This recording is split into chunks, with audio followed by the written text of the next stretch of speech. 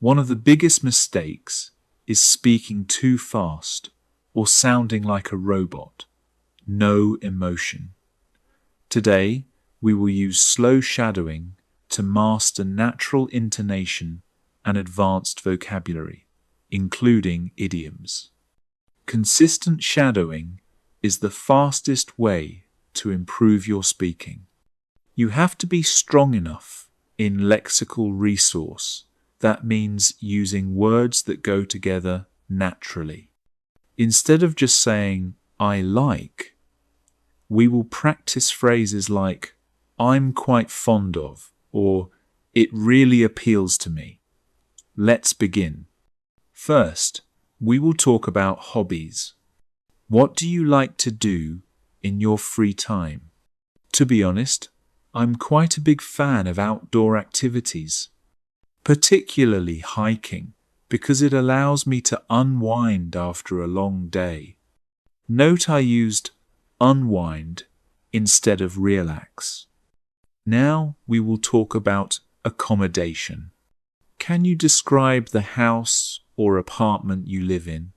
Currently, I live in a 2-bedroom apartment on the outskirts of the city. What I love most about it is that it's exceptionally spacious and gets a lot of natural light. Even though it's a bit of a commute to the city centre, the neighbourhood is very peaceful. Note I used exceptionally spacious instead of very big and commute to describe the journey to work. These terms demonstrate a more precise vocabulary range. Next is work studies. What do you find most difficult about your job, studies? I would say the most challenging aspect is definitely striking a balance between meeting tight deadlines and maintaining high quality. It can be quite overwhelming during peak seasons, but I've learned to prioritize my tasks effectively to keep my head above water. Note the use of the idiom striking a balance instead of finding a way to do two things and overwhelming instead of very hard. Using collocations like these makes your English sound more native-like. Let's talk about technology. How often do you use social media? To be perfectly frank, I'm probably glued to my phone more than I should be. I tend to check my feeds at regular intervals throughout the day to stay in the loop with current events and see what my friends are up to. Note the idiomatic expression glued to my phone, meaning using it constantly, and the phrase stay in the loop, meaning to remain informed.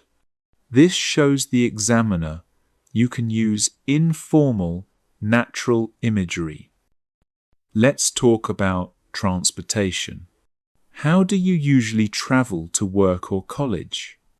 Most days, I opt for public transport, specifically the subway. It's much more efficient than driving because I can avoid the bumper-to-bumper traffic during rush hour. Plus, it gives me a bit of time to catch up on my reading.